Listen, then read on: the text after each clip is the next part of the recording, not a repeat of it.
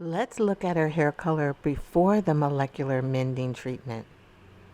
We are pre-conditioning her hair prior to a bleach root touch-up in 2 weeks. This particular molecular mender contains CBD oil. This mender instantly restores dry and damaged hair. It infuses the hair with anti-humectant properties, sealing split ends for up to 10 washes. Now, we've done digital imaging on her hair before and after this treatment, so we'll be able to see what her scalp and hair shaft looked like at 1000 magnification to what it looks like after this treatment. Is incredible.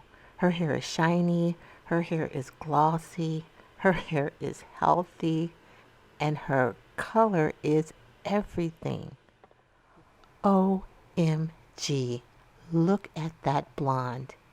It is shiny, it is glossy, it is toned. No foam, no gel, no silicones. When the hair is reconditioned properly and the cuticle layer lays flat, the hair dries quicker, it reflects light, it's shinier, it's healthier, and it retains its length. Clients can try to bleach their hair at home, but they'll never achieve these dimensional results.